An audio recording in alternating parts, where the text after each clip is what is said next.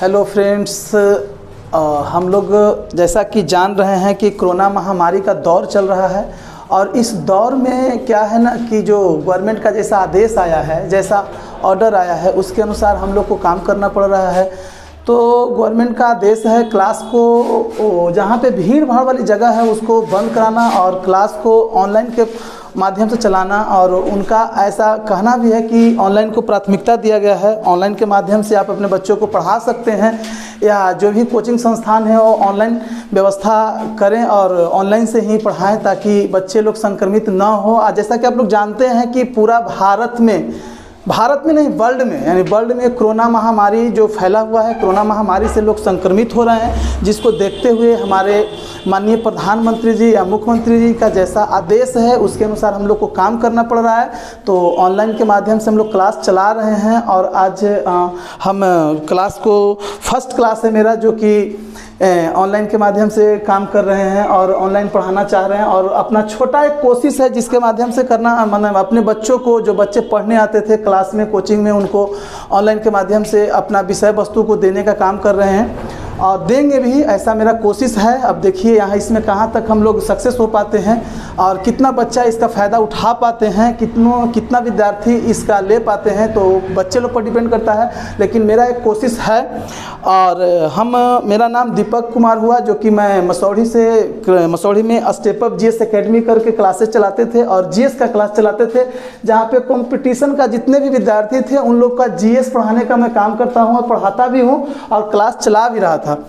तो कोरोना महामारी का जो दौर आया उसमें क्लास को भी बंद कर दिया गया है और बंद करने के साथ हम लोग सोचे कि ऑनलाइन के माध्यम से, विद्यार्थी लोग का भी कहना था कि थोड़ा ऑनलाइन के माध्यम से सर आप पढ़ाइए, तो ऑनलाइन के माध्यम से हम पढ़ाने का कोशिश कर रहे हैं। और जो मेरा पढ़ाने का जो तरीका है, सबसे पहले मैं उसको बता देता हूँ कि मैं किस तरीके से पढ़ाऊँगा आप लोग को, चाहे कैसे पढ़ाऊँगा, चाहे कैसे आप लोग को याद करवाऊँगा। यहाँ याद करने वाली कोई मतलब घर पर बैठ के रट्टा मारने की ज़रूरत नहीं है। सबसे पहले मैं आपको यहाँ जो अपना सब्जेक्ट जो जीएस पढ़ाऊँगा, उस जीएस में सबसे पहले मैं थ्योरी पढ़ाऊँगा, उसके बाद ऑब्जेक्टिव दूंगा, ठीक है ना। सबसे पहले जो भी टॉपिक स्टार्ट करूँगा, चाहे जो भी सब्जेक्ट स्टार्ट करूँगा, और ऐसा जैसा कि आप लोग जानते हैं, चाहे जो विद्यार्थी पुराने हैं जो पढ़ लिए हैं वो जानते हैं कि सर कैसे पढ़ाते हैं, चाहे क्या तरीका है इनका, चाहे इनका सिलेबस कितने समय में ख़त्म होता है, चाहे कितना लंबा है, इस सब लोग जानते हैं।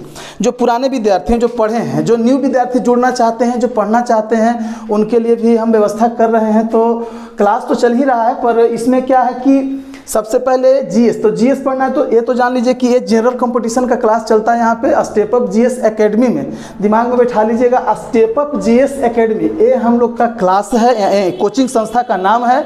मसौढ़ी में क्लास चलती है और यहीं से मैं अपने क्लासरूम से ही एक छोटा कोशिश कर रहा हूँ ऑनलाइन के माध्यम से आप लोग को पढ़ाने का। आज ही मेरा फर्स्ट क्लास है और इसमें एकदम शुरू से जिसको बोला जाता है, बुनियादी जो बोला जाता है, एकदम उसको हम वहाँ से स्टार्ट कर रहा हूँ। तो सबसे पहले मैं आप लोग को सब्जेक्ट से रूबरू करा दूं कि सब्जेक्ट कौन कौन से है पढ़ना आप लोगों को, माने कौन कौन से सब्जेक्ट हम पढ़ाएंगे, ठीक है ना। तो उसमें सबसे पहले जीएस में, तो सबसे पहले जीएस में हम आ जाते हैं। तो जीएस में आप लोगों को पढ़ना जो है तो उसमें पॉलिटी होता है, क्या है पॉलिटी, पॉलिटी, ठीक, पॉलिटी हो गया, हिस्ट्री हो गया, ज्योग्राफी हो गया, इकोनॉमिक्स हो गया, पॉलिटी, हिस्ट्री, ज्योग्राफी, इकोनॉमिक्स, और आपका आ जाएगा फिजिक्स, आपका आ जाएगा केमिस्ट्री, आपको हो जाएगा बायो। इतना सारा सब्जेक्ट को पढ़ाना है और इस पढ़ाने के साथ साथ में याद भी करवाना है। और ये सारे सब्जेक्ट हम पहले ही बता दिए हैं कि जितना भी सब्जेक्ट है उसमें हम सबसे पहले ही बता देंगे, सबसे पहले हम थ्योरी दूंगा, उसके बाद फिर उसका ऑब्जेक्टिव दूंगा, ठीक है। और जो पुराने बच्चे जानते हैं और जो नए बच्चे जानना चाहते हैं तो एकदम स्टार्टिंग है, एकदम ऐसा मत सोचिएगा कि बीच से है, चाहे कहीं से सर छोड़ करके पढ़ा रहे हैं, चाहे आधा अधूरा, ऐसा नहीं, एकदम शुरू से है, स्टार्टिंग से है, जिसमें पॉलिटी हो गया, हिस्ट्री हो गया, ज्योग्राफी हो गया, इकोनॉमिक्स हो गया, फिजिक्स हो गया, केमिस्ट्री हो गया, बायो हो गया। और मैं ये भी जानता हूँ, चाहे आप लोग भी जानते होंगे कि जो भी विद्यार्थी यदि जो इंटर करके आते हैं, एज 12th पास आउट, जिनका बैकग्राउंड साइंस रहता है, तो साइंस रहता है तो उसमें फिजिक्स और केमिस्ट्री, ये बच्चा लोग क्या करते हैं, पढ़ करके आते हैं। और पढ़ करके आते हैं तो हमको लगता है कि हमको जहाँ तक समझ है कि जो एग्जाम में जो 11th 12th में जो बच्चे फिजिक्स केमिस्ट्री पढ़े होंगे उनको कंपटीशन में 5 या 10 क्वेश्चन जो भी देते हैं, अब किस तरह का कंपटीशन फेस करना चाहते हैं, एग्जाम वहाँ भी देखा जाता है कि कैसा एग्जाम, मतलब कौन सी का एग्जाम देना चाहते हैं। तो उसके अनुसार यदि फिजिक्स केमिस्ट्री सब इससे क्वेश्चन पूछता है, बायो से भी क्वेश्चन पूछता है, तो सबसे पहले मैं बता दूं कि यहाँ पर जो फिजिक्स और केमिस्ट्री है इस सारे विद्यार्थी को कंप्लीट रहता है, ठीक है ना। तो इसको मैं बाद में देखता हूँ। सबसे पहले मैं पॉलिटी, हिस्ट्री, ज्योग्राफी, इकोनॉमिक्स और बायो, ठीक है ना। इतना सब्जेक्ट खत्म करने के बाद फिजिक्स केमिस्ट्री को हम लास्ट में इसको पढ़ेंगे, ठीक है ना। तो सबसे पहले वो फिजिक्स, सबसे पहले पॉलिटी है।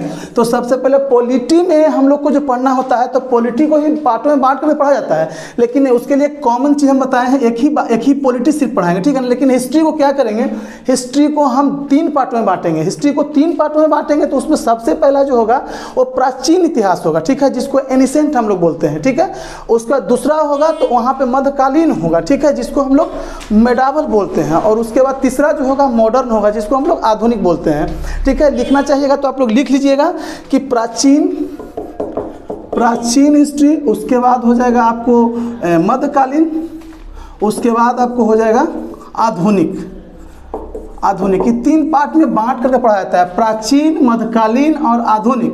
प्राचीन, मध्यकालीन और आधुनिक, यानी हिस्ट्री को बाबू रे हम 3 पार्टों में बांटे हैं। पहला पार्ट का नाम है प्राचीन, दूसरा का नाम है मध्यकालीन और तीसरा का नाम है आधुनिक। उसके बाद ज्योग्राफी में जैसे ही हम लोग एंट्री लेते हैं तो ज्योग्राफी को भी 2 पार्ट में बांटते हैं, वर्ल्ड ज्योग्राफी और इंडियन ज्योग्राफी, ठीक है। उसमें भी 2 पार्ट और आ जाता है, एक आता है वर्ल्ड मैप, एक आता है इंडियन मैप, ठीक है। तो आप लिखना चाहिएगा तो आप लिख भी लीजिएगा। फिर से हम आपको दोबारा बोल देते हैं कि ये जो जीएस क्लासेस यहाँ है, जीएस का क्लास चलता है। जीएस का क्लास में सबसे पहले आप लोग को कहने को तो पढ़ना होता है, तो जो सब्जेक्ट है, जो सिलेबस है, उसको मैं बता दिया कि polity, history, geography, economics, physics, chemistry और बायो, ठीक है। तो पॉलिटी सब्जेक्ट तो है पढ़ना, इसको भी कई पार्ट में बांट के पढ़ते हैं, लेकिन पॉलिटी सिर्फ पढ़ेंगे, उसमें हम कर लेंगे कहाँ कैसे क्या करना है उसको हम लोग देख लेंगे। तो यहाँ पे हिस्ट्री, तो हिस्ट्री को बाई फर्केट यानी अलग करके, यानी अलग करने का मतलब है कि प्राचीन इतिहास हो गया, उसके बाद फिर क्या हो गया, मध्यकालीन हो गया, उसके बाद फिर आधुनिक हो गया। और ज्योग्राफी में तो बताएं कि ज्योग्राफी को भी 2 पार्ट में हम लोग बांटेंगे, एक बांटेंगे वर्ल्ड ज्योग्राफी, एक बांटेंगे इंडियन ज्योग्राफी। और उसमें भी क्या है कि इंडियन ज्योग्राफी का अलग मैप होता है, वर्ल्ड ज्योग्राफी का भी अलग मैप होता है, दोनों के हम लोग देखें, यानी 4 सब्जेक्ट यहाँ पे हो जाएंगे। मतलब वर्ल्ड ज्योग्राफी, इंडियन ज्योग्राफी, उसके बाद वर्ल्ड मैप, इंडियन मैप, उसके बाद इकोनॉमिक्स में भी आएंगे तो इकोनॉमिक्स को 2 पार्ट में बांटेंगे। 2 पार्ट में बांटेंगे तो इसमें क्या है, एक हो जाएगा माइक्रो, एक हो जाएगा मैक्रो, ठीक है, जिसको समशिष्ट और व्यशिष्ट कहते हैं। इसको भी लिख लीजिएगा। इकोनॉमिक्स को हम लोग 2 पार्ट में बांटेंगे, ठीक है। एक उसका बड़ा भाग को देखेंगे, एक उसका छोटा भाग को देखेंगे। 2 भागों में बड़ा भाग और छोटा भाग, जिसको हम लोग क्या कहते हैं, माइक्रो और मैक्रो। अब उसके बाद हम लोग आ जाएंगे फिजिक्स में। तो फिजिक्स केमिस्ट्री आप लोग सब लोग जानते हैं कि फिजिक्स केमिस्ट्री जो है वो जैसा पढ़ना है वो सब, मतलब वो तो जो इंटर करके आए हो तो पहले ही बताया हम लोग।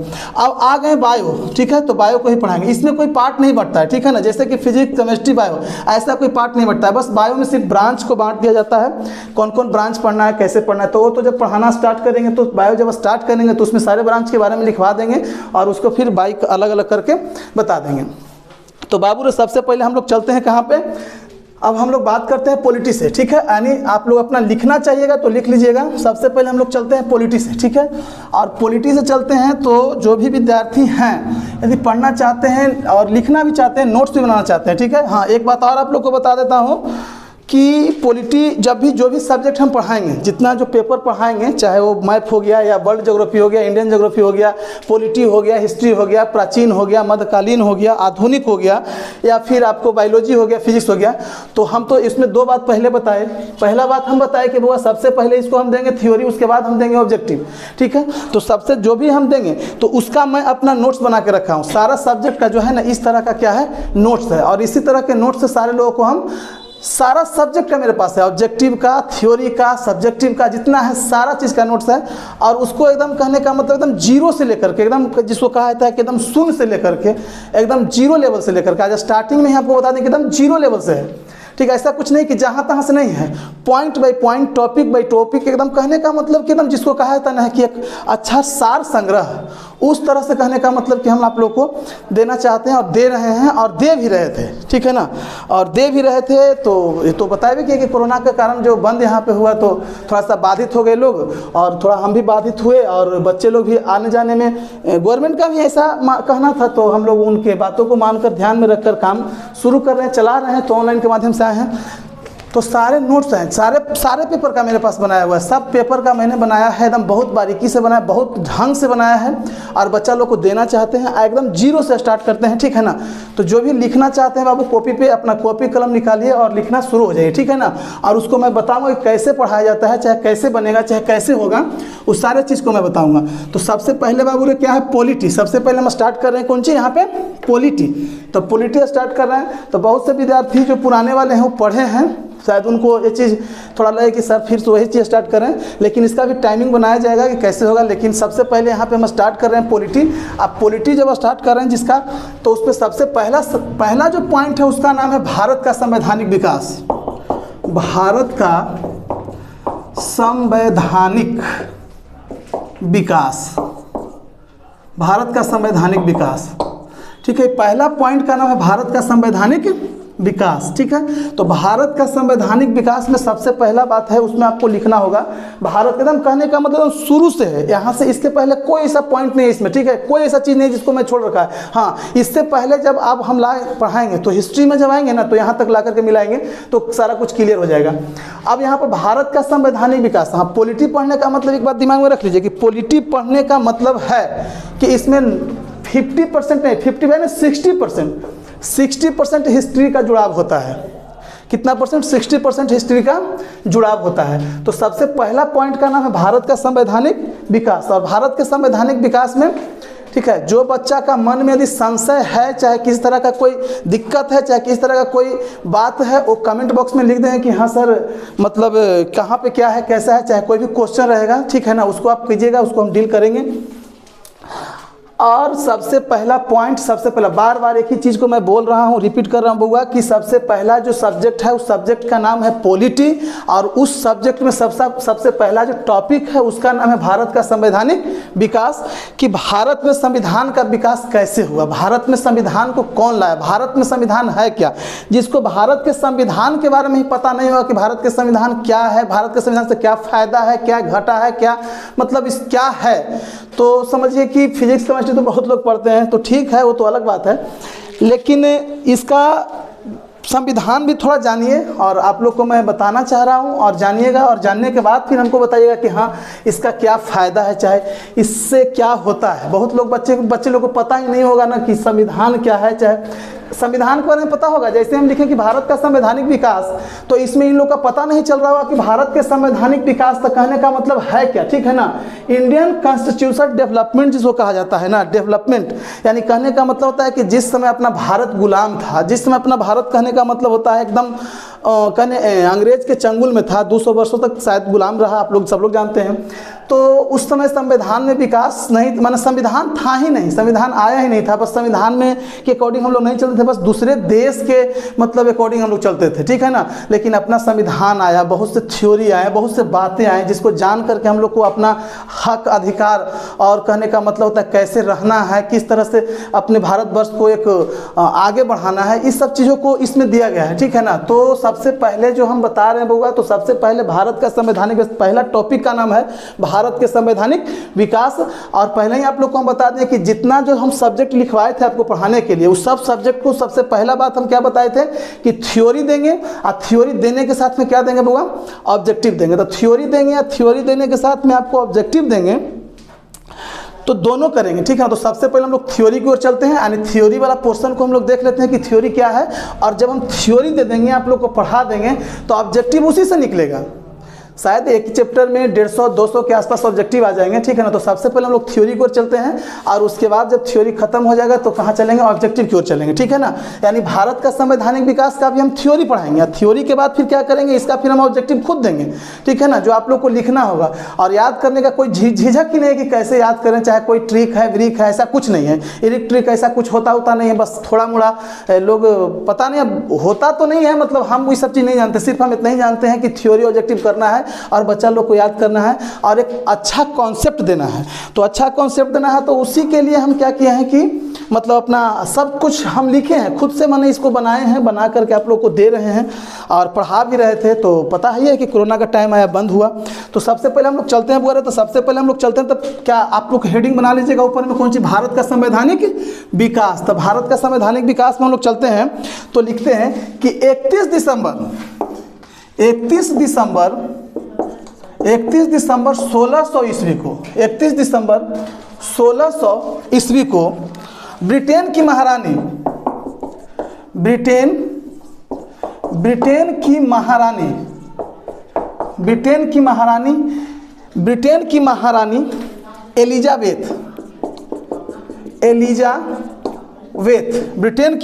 एलिजाबेथ प्रथम, क्या कहता है, 31 दिसंबर 1600 ईस्वी को ब्रिटेन की महारानी एलिजाबेथ प्रथम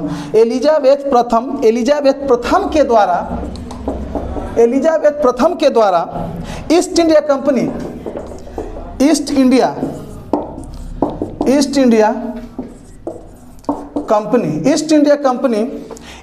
कंपनी जिसको हम लोग EIC कहते हैं, ईस्ट इंडिया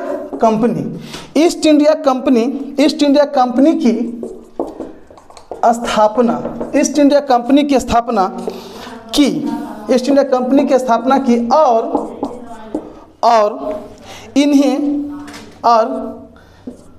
इन्हें दक्षिणी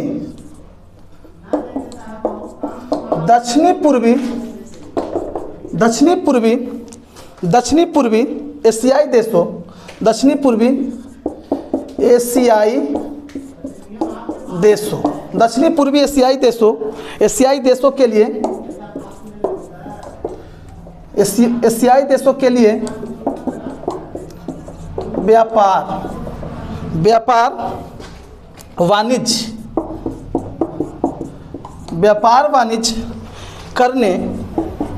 व्यापार वाणिज्य करने के लिए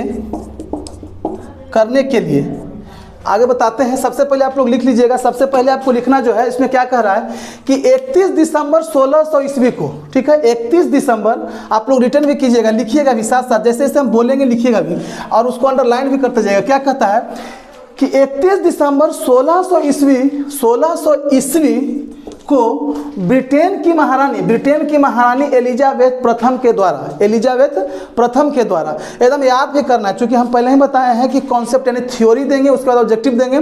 तो जो हम बोलते हैं आप लिखने वक्त बोलिएगा, ठीक है, आप क्लास में नहीं, हम ऑनलाइन के माध्यम से हैं, तो जो हम बोलेंगे उसको आप लोग भी बोल कर लिखिएगा, कॉपी में जरूर लिखिएगा, ठीक है ना। तो सबसे पहले क्या कहता है कि 31 दिसंबर 1600 ईस्वी को, सबसे पहले बाबू एक अंडरलाइन कर लीजिएगा, किसको, 31 दिसंबर 1600 ईस्वी को, 31 दिसंबर 1600 ईस्वी को ब्रिटेन की महारानी एलिजाबेथ प्रथम, क्या कहता है, एलिजाबेथ प्रथम, यानी इसको दिमाग में उठाइए कि 31 दिसंबर 1600 ईस्वी को, कब कहता है, 31 दिसंबर 1600 ईस्वी को, लिखिएगा 31 दिसंबर 1600 ईस्वी को ब्रिटेन की महारानी एलिजाबेथ प्रथम के, और लिखने के साथ साथ में जो हम बोल रहे हैं बोल कर लिखिएगा, उसको अंडरलाइन करते जाइएगा, जैसे हम अंडरलाइन कर रहे हैं उस तरह से अंडरलाइन भी कीजिएगा।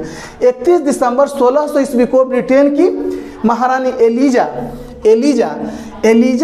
प्रथम के द्वारा, बस यहीं तक अंडरलाइन करना है। 31 दिसंबर 1600 ईस्वी को ब्रिटेन की महारानी हो गया, एकदम दिमाग में बैठा लीजिएगा, कब कहता है, 31 दिसंबर 1600 ईस्वी को ब्रिटेन की महारानी, ठीक है, 31 दिसंबर 1600 ईस्वी को ब्रिटेन की महारानी एलिजाबेथ प्रथम, क्या कहता है, एलिजाबेथ प्रथम, यानी ब्रिटेन की महारानी कौन है, एलिजाबेथ प्रथम। कब कह रहा है, 31 दिसंबर 1600 ईस्वी को ब्रिटेन की महारानी एलिजाबेथ प्रथम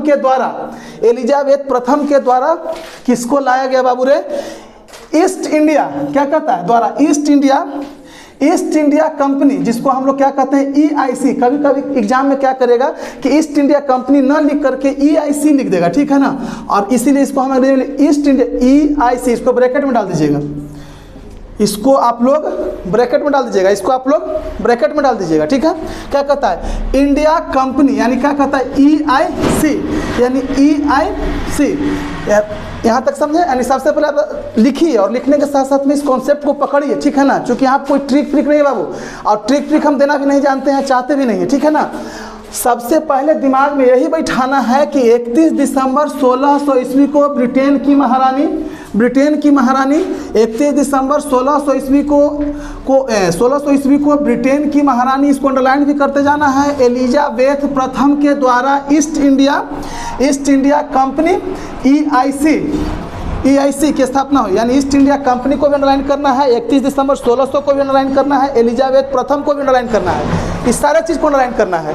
31 दिसंबर 1600 ईस्वी को भी अंडरलाइन करना है, महारानी एलिजाबेथ प्रथम को भी अंडरलाइन करना है, और ईस्ट इंडिया कंपनी को भी अंडरलाइन करना है। और ईस्ट इंडिया कंपनी को क्या लिखे हैं आप लोग, EIC की स्थापना की, और इन्हें दक्षिणी पूर्वी, क्या कहता है, दक्षिणी पूर्वी एशियाई देशों के लिए, इन्हें दक्षिणी पूर्वी, चलिए यहाँ तक लिख लिए होंगे कि ईस्ट इंडिया कंपनी अंडरलाइन भी कर लिए होंगे, EIC की स्थापना की और इन्हें स्थापना की और इन्हें दक्षिणी पूर्वी, क्या कहता है, दक्षिणी पूर्वी एशियाई देशों के लिए, क्या कहता है बुआ, सबसे पहले यहाँ पर दिमाग में लगाइएगा कि दक्षिणी पूर्वी, क्या कहता है, दक्षिणी पूर्वी एशियाई देशों के लिए, क्या कहता है, एशियाई देशों के लिए क्या कहा कि एशियाई देशों के लिए व्यापार और वाणिज्य, क्या कहता है, एशियाई देशों के लिए व्यापार, इसको भी अंडरलाइन कीजिएगा, व्यापार वाणिज्य करने के लिए। ठीक है, आगे बता रहे हैं, तो यहाँ पे क्या कहता है, तो सबसे पहले दिमाग में बैठा लीजिए कि 31 दिसंबर 1600 ईस्वी को ईस्ट इंडिया कंपनी को लेकर के कौन आया, एलिजाबेथ प्रथम। ठीक है, और कहाँ लेकर के आया, दक्षिणी पूर्वी एशियाई देशों में कौन सी करने के लिए, व्यापार करने के लिए, कौन सी करने के लिए, व्यापार करने के लिए। ठीक है, यानी दिमाग में आपको बैठ गया होगा। यदि आपसे क्वेश्चन किया जाए कि सबसे पहले ईस्ट इंडिया कंपनी कब आया, तो 31 दिसंबर 1600 ईस्वी में। आपने मन में क्वेश्चन कीजिए कि कब आया, तो 31 दिसंबर 1600 ईस्वी को। कब आया, तो 31 दिसंबर 1600 ईस्वी को। ठीक है, और कौन आया, तो ईस्ट इंडिया कंपनी आया, लेकर के कौन आया, एलिजाबेथ प्रथम। क्या कौन लेकर के आया, एलिजाबेथ प्रथम। ठीक है, जो कहाँ के महारानी थी, ब्रिटेन की महारानी थी। किस स्थान पर लेकर के आया, तो कहता है कौन सी, इन्हें दक्षिणी पूर्वी एशियाई देशों के लिए, एशियाई देशों के लिए कौन स्थान पर, दक्षिणी पूर्वी एशियाई देशों के लिए कौन सी करने के लिए, व्यापार और वाणिज्य करने के लिए। क्या करने के लिए आया, व्यापार और वाणिज्य करने के लिए। लिखते जाइएगा, जो भी हम बोल रहे हैं लिखते जाइएगा, उसको कहेंगे तो अंडरलाइन करते जाइएगा। तो यहाँ पे सबसे पहले दिमाग में बैठा लीजिए कि 31 दिसंबर 1600 ईस्वी को ईस्ट इंडिया कंपनी, यानी कहता है 31 दिसंबर 1600 ईस्वी को ब्रिटेन की महारानी, लिखिएगा 31 दिसंबर 1600 ईस्वी को ब्रिटेन की महारानी एलिजाबेथ प्रथम के द्वारा ईस्ट इंडिया कंपनी जिसको हम लोग क्या लिखे हैं, EIC लिख लिए होंगे। हमको ऐसा लग रहा है कि इतना देरी में आप लोग लिख लिए होंगे कि 31 दिसंबर, लास्ट बार बोल रहे हैं बाबू, 31 दिसंबर 1600 ईस्वी को 31 दिसंबर 1600 ईस्वी को ब्रिटेन की महारानी एलिजाबेथ प्रथम के द्वारा, कहाँ हुआ रे, एलिजाबेथ प्रथम के द्वारा ईस्ट इंडिया कंपनी, क्या कहता है, ईस्ट इंडिया कंपनी 31 दिसंबर 1600 ईस्वी को अंडरलाइन करना है, ब्रिटेन की महारानी एलिजाबेथ को अंडरलाइन करना है, एलिजाबेथ प्रथम को अंडरलाइन करना है, द्वारा ईस्ट इंडिया कंपनी, यहां से अंडरलाइन करना है, ईस्ट इंडिया कंपनी EIC की स्थापना की, EIC की स्थापना की, और इन्हें दक्षिणी पूर्वी, क्या कहता है, दक्षिणी पूर्वी एशियाई देशों के लिए व्यापार वाणिज्य करने के लिए। इसके बाद मैं बताता हूँ व्यापार वाणिज्य करने के लिए। ठीक है ना, व्यापार वाणिज्य करने के लिए, व्यापार वाणिज्य करने के लिए। ठीक है ना, व्यापार वाणिज्य करने के लिए, व्यापार वाणिज्य करने के लिए, व्यापार वाणिज्य करने के लिए। ठीक है, उसके बाद लिखिएगा व्यापार वाणिज्य करने के लिए, पहले इसको मिटा देता हूँ, उसके बाद फिर लिखता हूँ। ठीक है ना, यहाँ तक तो आप लोग लिख लिए होंगे। व्यापार वाणिज्य करने के लिए देख लेते हैं, चलिए आप लोग लिख लिए होंगे,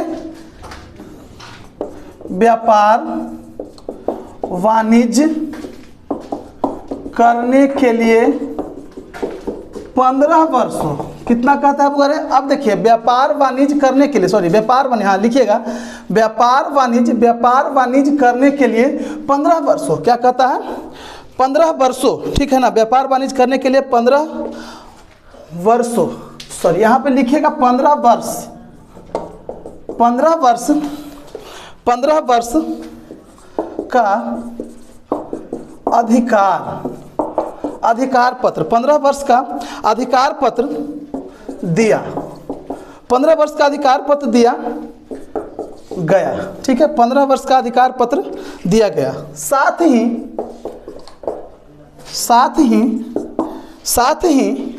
15 वर्ष का अधिकार पत्र दिया गया। साथ ही कहा गया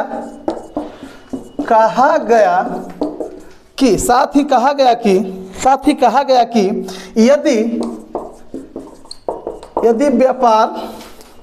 यदि व्यापार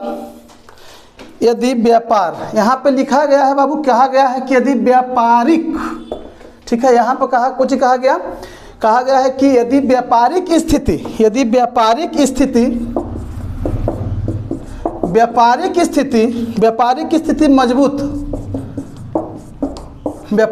स्थिति मजबूत होगी तो इस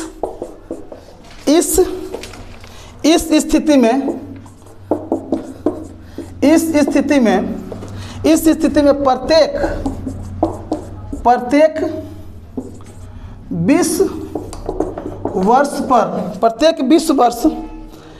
प्रत्येक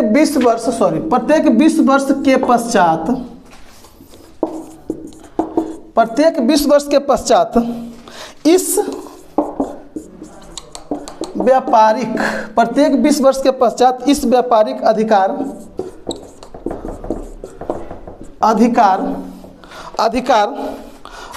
पत्र का नवीकरण किया जाएगा। इस क्या कहता है, 20 वर्ष के पश्चात इस व्यापारिक अधिकार पत्र को नवीकरण किया जाएगा। अब सुनिएगा क्या कहता है। सबसे पहले तो हम लिखवाए थे कि 31 दिसंबर 1600 ईस्वी को, वहाँ तक लिखवाए थे कि 31 दिसंबर 1600 ईस्वी को ईस्ट इंडिया कंपनी को महारानी एलिजाबेथ प्रथम ने लेकर के आया दक्षिण पूर्वी एशियाई देशों के लिए कौन सी करने के लिए, व्यापार करने के लिए। ठीक है, अब यहाँ पर हम लिखवाए थे बाबू रे कि व्यापार वाणिज्य करने के लिए, ठीक है, लेकर के तो आया। तो कौन लेकर के आया, तो महारानी एलिजाबेथ प्रथम लेकर के आया। किसको लेकर के आया, तो ईस्ट इंडिया कंपनी को लेकर के आया। कौन से डेट में लेकर के आया, तो 31 दिसंबर 1600 ईस्वी को लेकर के आया। ठीक है, और कौन सी करने के लिए आया, तो कौन सी करने के लिए आया, व्यापार और वाणिज्य करने के लिए आया। कौन सी करने के लिए आया बुआ, व्यापार और वाणिज्य करने के लिए आया। ठीक है, तो व्यापार और वाणिज्य करने के लिए आया। अब सुनिए क्या कहता है, अब यहाँ से नया खेला शुरू होता है। क्या कहता है कि 15 वर्ष, यहाँ तक तो आप लोग लिख लिए थे कि व्यापार वाणिज्य करने के लिए, ठीक है ना, व्यापार वाणिज्य करने के लिए तक आप लोग लिख लिए होंगे। अब यहाँ से शुरू कीजिएगा कि व्यापार वाणिज्य करने के लिए, फिर लिखिएगा करने के लिए के बाद लिखिए 15 वर्ष। क्या कहता है, 15 वर्ष का अधिकार पत्र। कितना वर्ष के बुआ रे, 15 वर्ष का, दिमाग में उठेगा, 15 वर्ष का अधिकार पत्र दिया गया। 15 वर्ष का कौन सा पत्र दिया गया, तो सबसे पहले अंडरलाइन कीजिएगा, 15 वर्ष का अधिकार पत्र दिया गया। 15 वर्ष का कुछ दिया गया है, अधिकार पत्र दिया गया है। 15 वर्ष का अधिकार पत्र दिया गया, 15 वर्ष का अधिकार पत्र लिख लीजिएगा। व्यापार वाणिज्य करने के लिए उसके बाद लिखिएगा, वहां से शब्द जोड़िएगा और लिखिएगा 15 वर्ष। कितना कहता है, 15 वर्ष का अधिकार पत्र दिया गया। साथ ही कहा गया कि यदि, क्या कहता है, लिखिएगा कि 15 वर्ष का अधिकार पत्र दिया गया। यहाँ तक लिखिएगा कि 15 वर्ष का अधिकार पत्र दिया गया।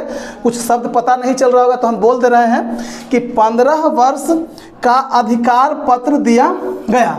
साथ ही कहा गया कि, क्या कहा गया, साथ ही, तो सबसे पहले अंडरलाइन करने वाली बात है, तो ये 15 वर्ष को अंडरलाइन कीजिएगा और अधिकार पत्र को अंडरलाइन कीजिएगा। ठीक है, अधिकार पत्र, यानी यहाँ पे एक समझने वाली बात है कि अधिकार पत्र होता क्या है। सबसे पहला बात है कि अधिकार पत्र होता क्या है। तो अधिकार पत्र कहने का मतलब सिंपल बात है कि यदि कहीं पे आप मान लीजिए कि कोई रूम लेते हैं, तो वहाँ पे क्या कहा जाता है कि हम आपसे पहले पगड़ी के रूप में क्या लेंगे, 5000 रुपया लेंगे, चाहे 10,000 लेंगे, चाहे 20,000 लेंगे। ठीक है, यानी कहने का मतलब होता है कि जब हम एग्रीमेंट करा लेते हैं, जब उनको पगड़ी के रूप में 10,000 रुपये हम दे देते हैं और देने के साथ में जो एग्रीमेंट कराते हैं और जो दोनों के बीच में जो एग्रीमेंट पेपर तैयार होता है, वही क्या हो गया, अधिकार पत्र। इन फ्यूचर, भविष्य को देखते हुए वो काम किया जाता है। ठीक है ना, तो अधिकार पत्र उसी को कह रहा है कि यदि ईस्ट इंडिया कंपनी आया था, और कौन से डेट में आया था, 31 दिसंबर 1600 ईस्वी में आया था। 31 दिसंबर 1600 ईस्वी में ईस्ट इंडिया कंपनी आया था। उसको लेकर के कौन आया था, तो उसको लेकर के आने वाला व्यक्ति का नाम था महारानी एलिजाबेथ।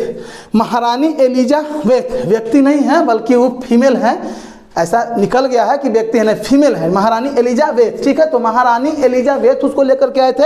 और कौन से डेट में लेकर के आए थे वगैरह, 31 दिसंबर 1600 ईस्वी को लेकर के आए थे। और वो कहाँ की महारानी थे, ब्रिटेन की महारानी थी। या कौन सी करने के लिए लाए थे, तो व्यापार वाणिज्य करने के लिए लाए थे। कौन से एरिया में आए थे, तो एशियाई देशों का, कहाँ, दक्षिण पूर्वी एशिया में आए थे। ठीक है, अब वहाँ तो आए थे, अब वहाँ तक तो आ गया, कौन चीज करने के लिए आए थे, व्यापार और वाणिज्य करने के लिए। और फिर कौन चीज कहता है कि 15 वर्ष का अधिकार पत्र दिया गया। कितना वर्ष का अधिकार पत्र दिया गया?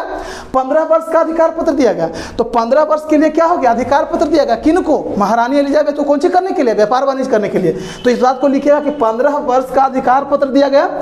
साथ ही कहा गया कि यदि व्यापारिक स्थिति मजबूत होती है, 15 वर्ष का अधिकार पत्र दिया गया और उसके बाद यहाँ पे पूर्ण विराम दीजिएगा, उसके बाद फिर लिखिएगा साथ ही कहा गया कि यदि व्यापारिक, साथ ही कहा गया कि यदि व्यापारिक, लिखिएगा साथ ही कहा गया कि यदि व्यापारिक स्थिति मजबूत होगी।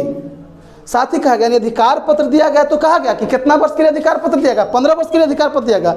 और 15 वर्ष के लिए अधिकार पत्र दिया गया तो कुछ कहा गया, 15 वर्ष का अधिकार पत्र दिया गया। साथ ही कहा गया कि यदि व्यापारिक स्थिति मजबूत होगी तो इस स्थिति में प्रत्येक 20 वर्ष, क्या कहता है, प्रत्येक 20 वर्ष के पश्चात इस व्यापारिक अधिकार पत्र को नवीकरण किया जाएगा।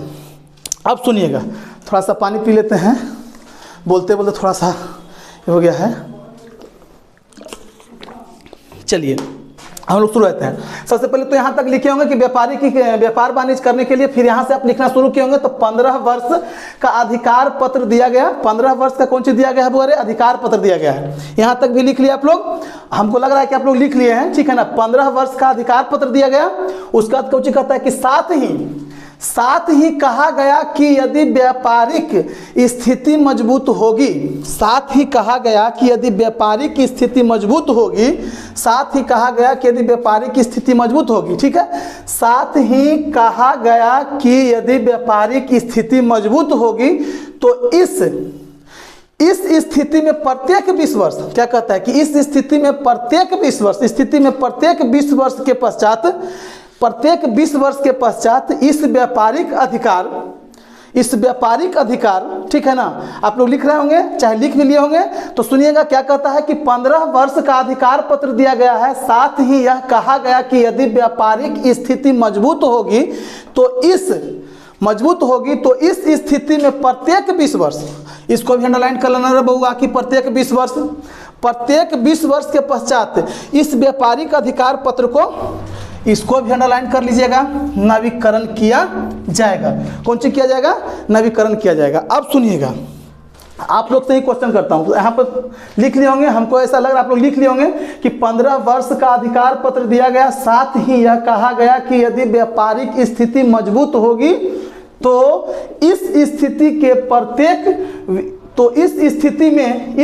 में प्रत्येक 20 वर्ष के पश्चात इस व्यापारिक अधिकार पत्र को नवीकरण किया जाएगा। इस व्यापारिक अधिकार पत्र को कुछ किया जाएगा, नवीकरण किया जाएगा। मतलब कहने का मतलब नया किया जाएगा, ठीक है ना।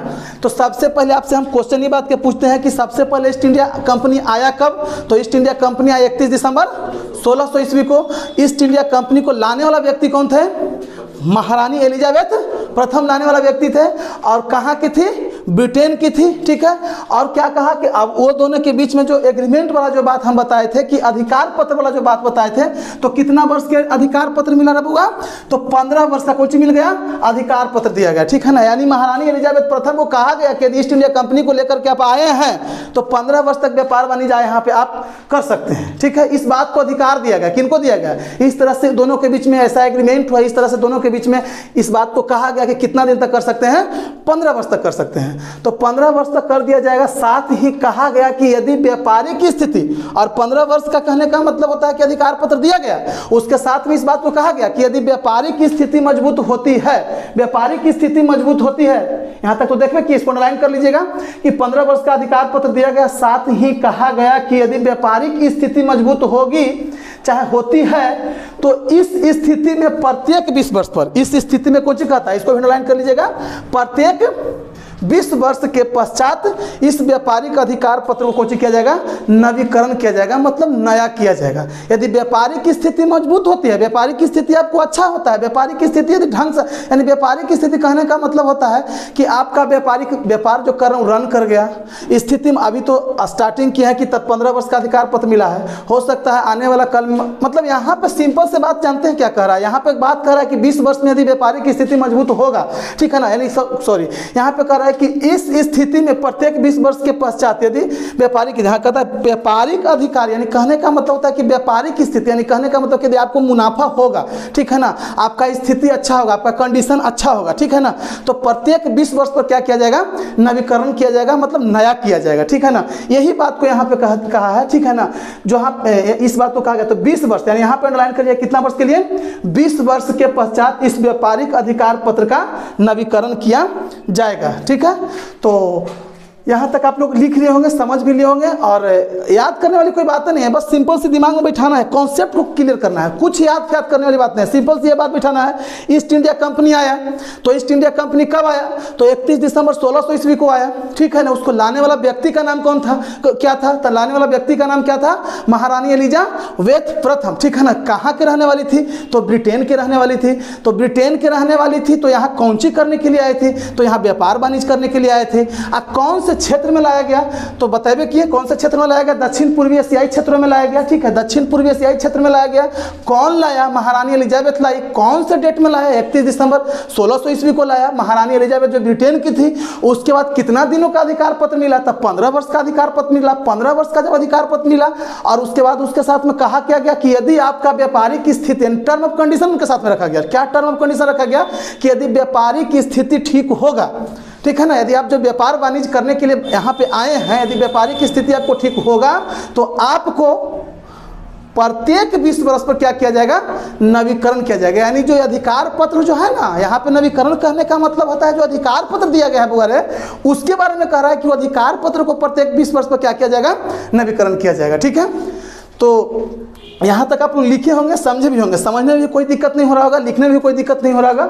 और ज़्यादा कुछ ऐसा दिक्कत हो रहा होगा तो हमको कमेंट बॉक्स में इस बात को बताइएगा कि हाँ सर थोड़ा फास्ट बोलते हैं, चाहे स्लो बोलिएगा, चाहे ऐसा जो भी कहना होगा, ठीक है ना। लेकिन मेरा पढ़ाने का यही तरीका है, और मैं इसी तरह से, माने इसी कॉन्सेप्ट से, यहाँ ट्रिक फ्रिक हम नहीं जानते हैं ना, ट्रिक फ्रिक हम देते हैं, जो देते हैं सो देते हैं, ठीक है ना। हमको ट्रिक फ्रिक से एलर्जी है, इलेक्ट्रिक से हमको कुछ लेना देना नहीं है, ठीक है। सबसे पहले हमको लेना देना ये है कि सबसे पहले आपको हम बताए थे कि बउआ सबसे पहले हम थ्योरी पढ़ाएंगे और उसके बाद ऑब्जेक्टिव देंगे। अभी तो हमने सब्जेक्ट स्टार्ट कौन सी किया था, पॉलिटी। आपको दिमाग में होगा, जहन में इस बात का होगा कि सबसे पहले स्टार्ट हमने क्या किया था, पॉलिटी।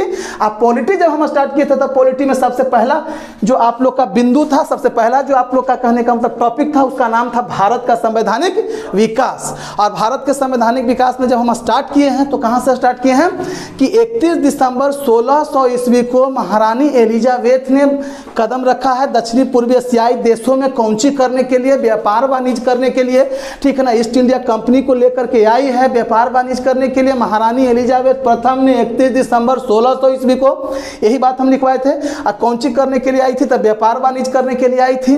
और उसके बाद अधिकार पत्र कितना वर्ष का मिला था बउआ रे, तब 15 वर्ष के लिए मिला था, तो 15 वर्ष का अधिकार पत्र दिया गया। साथ ही कहा गया कि यदि व्यापारिक स्थिति मजबूत होगी तो इस स्थिति में प्रत्येक 20 वर्ष के पश्चात इस व्यापारिक अधिकार पत्र को कोचित किया जाएगा, नवीकरण किया जाएगा, मतलब नया किया जाएगा। व्यापारिक स्थिति आपका ठीक होगा तब। तो सिंपल से बात है कि मान लीजिए कि कोई आदमी बिजनेस करता है, तो बिजनेस करता है तो कहीं पे रूम लेता है, तो रूम लेता है तो कहने का मतलब होता है कि यदि उसका मान लीजिए कि जो चीज़ का बिजनेस करे, जौन चीज़ का बिजनेस करे, मान कोई दुकानें खोल करके रखा है, तो दुकान चलेगा तभी तो मकान मालिक को रेंट देगा ना।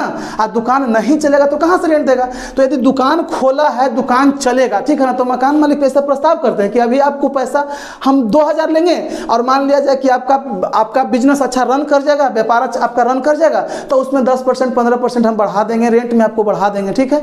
इस तरह का प्रस्ताव हर कोई रखता है, वो भी रखा था और आया था व्यापार करने के लिए। और जानिए नहीं कि कौन आया था, ब्रिटेन से महारानी एलिजाबेथ आए थे, ठीक है ना। कौन कंपनी को लेकर के, ईस्ट इंडिया कंपनी को लेकर के। तो यहाँ से पहला क्वेश्चन एग्जाम में आपसे पूछेगा तो ईस्ट इंडिया कंपनी कब आई थी, ठीक है ना। East India east India company Bharat में कब आई थी? तो क्या मानिएगा, ईस्ट इंडिया कंपनी भारत में कब आई थी? तो 31 दिसंबर 1600 ईस्वी को आई थी। कौन लेकर के आया था? तो महारानी एलिजाबेथ प्रथम लेकर के आई थी। कौन चीज करने के लिए आई थी? तब व्यापार करने के लिए आई थी।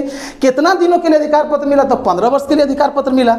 जब 15 वर्ष का अधिकार पत्र मिला है तो कहने का मतलब वहां पे वो टर्म ऑफ कंडीशन रखा गया कि यदि आपका व्यापारिक स्थिति ठीक होगा तो उसमें कितना, प्रत्येक 20 वर्ष पर कौन सी किया जाएगा? नवीकरण किया जाएगा, मतलब उसको नया क्या, प्रत्येक 20 वर्ष पर, ठीक है, प्रत्येक 20 वर्ष पर क्या किया जाएगा? नवीकरण किया जाएगा, ठीक है। तो इसको आप लोग पढ़ें, समझे, लिखिए, ठीक है ना। और अच्छा लगे बुआ तो चैनल को सब्सक्राइब कर दीजिएगा और कमेंट्स जो भी आपको करना होगा कमेंट्स बॉक्स में दे दीजिएगा ताकि उसका फिर हम रिप्लाई दे सके। और कहने का जो मेरा चैनल का नाम है step up GS academy, step up GS academy, और उसको कमेंट कीजिएगा, लाइक कीजिएगा, सब्सक्राइब कीजिएगा। और फिर आपसे हम अगले क्लास में मिलते हैं इस टॉपिक, इस बिंदु के बाद, ठीक है। तो धन्यवाद। आप लोग पढ़ाई कीजिए, लिखिए और चैनल को सब्सक्राइब कीजिए, शेयर कीजिए, ठीक है। बस आप लोग से इतना ही विनती है। मेरा मेहनत का फल आप ही लोग हैं। यदि आप लोग इसको सब्सक्राइब कीजिएगा, लाइक कीजिएगा और मतलब इसको शेयर कीजिएगा, तभी क्या करेंगे कि हमको भी थोड़ा मनोबल बढ़ेगा कि ना भाई जो पढ़ाए हैं सर तो अच्छा लगा, क्या लगा, इस तो बताइएगा तब ना थोड़ा हमको भी ये लगेगा। लेकिन आप लोग से खास रिक्वेस्ट है, मतलब काइंडली रिक्वेस्ट है, जितने भी हमारे विद्यार्थीगण हैं या जितने भी अदरवाइज कोई भी विद्यार्थी जुड़ करके पढ़ना चाहते हैं उनसे यही रिक्वेस्ट है, काइंडली रिक्वेस्ट है बाबू रे, कि इसको क्या कर दीजिएगा, लाइक और सब्सक्राइब कर दीजिएगा, ठीक है। तो फिर हम आप लोग को मिलते हैं नेक्स्ट वीडियो में।